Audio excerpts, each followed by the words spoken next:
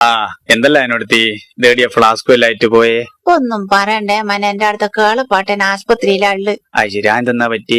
എന്താ പറയേ, ഇപ്പം ബാറും എല്ലാം പൂട്ടിയല്ലോ. ഇപ്പൊ കേളപ്പാട്ടൻ കള്ളവാറ്റ അടിക്കല് തൈക്കണ്ടത്തിൽ ഇഷ്ടം പോലെ കിട്ടുമല്ലത്. അങ്ങനെ കേളപ്പാട്ടെ തൈക്കണ്ടത്ത് നിന്നല കള്ളും നല്ലോണം കുടിച്ച് നല്ല ചൂടും പറ എന്റെ അടുത്ത മിറ്റത്ത് ഇന്നല എന്റെ ശോഭന്റെ മക്കള് ദീപാവലിക്ക് കൊണ്ടുവന്ന കൊറേ ചൈനീസ് പടക്കം ബാക്കിയിട്ടേന്, അതെടുത്ത് പൊട്ടിച്ചിക്ക് ഇന്നലെ. അപ്പാട് കൊറേ ബീഡിപ്പടക്കം പോലത്തെ സാധനം കൊറേ മിറ്റത്തുണ്ട് പൊട്ടാത്ത. കേളപ്പാട്ടൻ വിചാരിച്ച് കേളപ്പാട്ടൻ ഭരിക്കുന്ന ബീഡിയായി കാണുന്നത്. എന്നോട് വിളിച്ചു ചോദിച്ചു, അല്ലേ ജാനു എന്റെ ബീഡിയെല്ലാം എടുത്ത് പിന്നെ മിറ്റത്ത് ചാടിയത്. എന്റെ മനെ, അപ്പാട് ഞാൻ അടുക്കളയെന്ന് ഓടി വരുമ്പോൾക്ക് കേളപ്പാട്ടൻ അതെടുത്ത് വലിക്കലും കഴിഞ്ഞിക്ക് കത്തിക്കലും പൊട്ടലും എല്ലാം ഒപ്പര.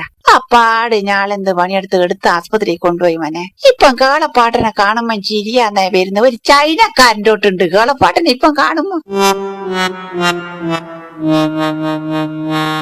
ഞാൻ വിചാരിച്ചു കേളപ്പാട്ടൻ എന്താണ് ഇപ്പൊ ഇങ്ങനെ ഓരോ ദോഷം വരുന്ന സമയത്തിന് എന്തോ മോശാറ്റുണ്ടോളിന്ന് വിചാരിച്ച് കേളപ്പാട്ടന്റെ ജാതക കുറിപ്പ് എടുത്തിട്ട് ഞാൻ നേരെ ജോത്സ്യന്റെ അടുത്ത് പോയി. അല്ലേ, പേര് കേട്ട ജോത്സ്യനല്ലേ. ഞാനപ്പാട് ജോത്സ്യന്റെ അടുത്ത് എത്തി ജാതക കുറിപ്പെടുത്ത് ജോത്സ്യന്റെ അടുത്ത് കൊടുത്തേരം ജോത്സ്യം പറയുന്ന നിങ്ങളെ പേര് ജാനു എന്നാ ഇല്ലേ. ഞാനങ്ങ് ഞെട്ടിപ്പോയി. അല്ലേ ഞാനുണ്ടോടോ പേര് പറഞ്ഞിക്കോറോട്? ഞാനൊന്നും പറഞ്ഞിക്കില്ല, പേരിങ് പറഞ്ഞോറ്.